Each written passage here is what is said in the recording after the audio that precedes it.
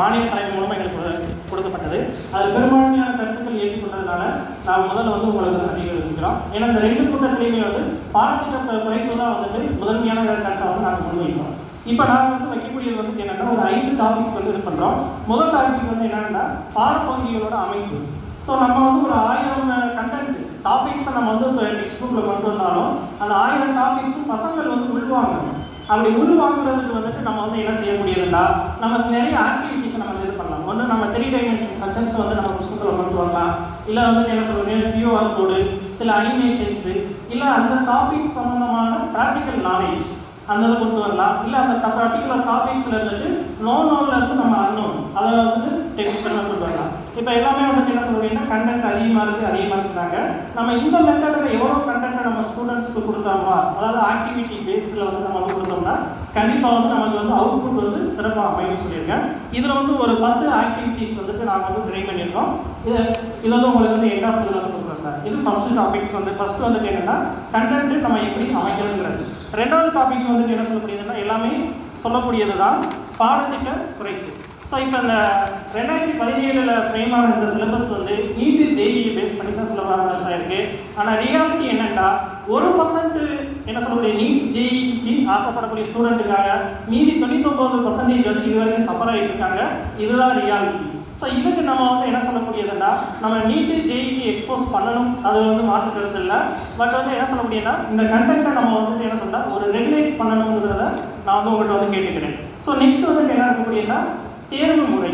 So இந்த தேர்வு முறையை பொறுத்தவரைக்கும் என்ன சொல்ல அப்படின்னா பெரும்பாலான மாநிலங்களில் வந்து 11th 12th வந்து செமஸ்டர் பேட்டர்ன்ஸ் வந்து இம்ப்ளிமெண்ட் பண்ணியிருக்காங்க. இந்த செமஸ்டர் பேட்டர்னை நம்ம மேல்நிலை கல்வியில் இம்ப்ளிமெண்ட் பண்ணோம்னா நம்ம இந்த கண்டென்ட் ரெடியூஸ் பண்ணுறதை பற்றி நம்ம எந்த ஒரு இதுவுமே பண்ண வேண்டியதில்லை.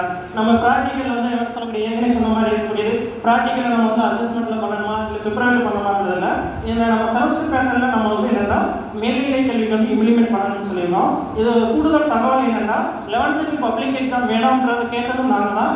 இப்போ வந்துட்டு செமஸ்டர் பேட்டர்ன் நாங்கள் கேட்குறதும் நாங்கள் தான். ஏன்னா ரெண்டுக்குமே வந்து காரணம் இருக்குது. இது வந்து கருத்தில் எடுத்துக்கிறணுன்றதை வந்து கொடுத்துக்கிறேன். இல்லை சார் ஆல்மோஸ்ட் வந்து என்னன்னா 70 மார்க்கும் 90 மார்க்கு தான் எழுதுறாங்க.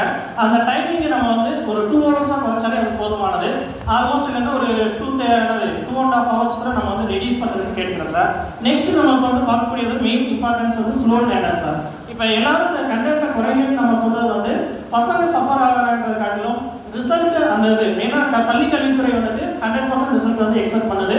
அப்படி இருக்கிற பட்சத்தில் வந்துட்டு கவர்மெண்ட் ஸ்கூல்லையும் படிக்கக்கூடியது வந்து 80% மாணவர்கள் வந்து மெல்ல கற்கும் மாணவர்கள் தான். ஸோ அவங்களோட ரிசல்ட்டை நம்ம வந்து ஃபோக்கஸ் பண்ணோம்னா புக் பேக் கொஸ்டின்ஸ்ல இருந்து நம்ம 60% ஆஃப் கொஸ்டின்ஸ் வந்து கேட்கணும். இது ஆல்ரெடி நம்ம ரூலில் இருக்கு. இருந்தாலுமே வந்துட்டு என்ன சொல்ல அப்படின்னா புக் பேக் கொஸ்டின்ஸ்லேயே 60க்கு மேலே கேள்விகள் வந்து இம்ப்ளிமெண்ட் ஆயிருக்கு.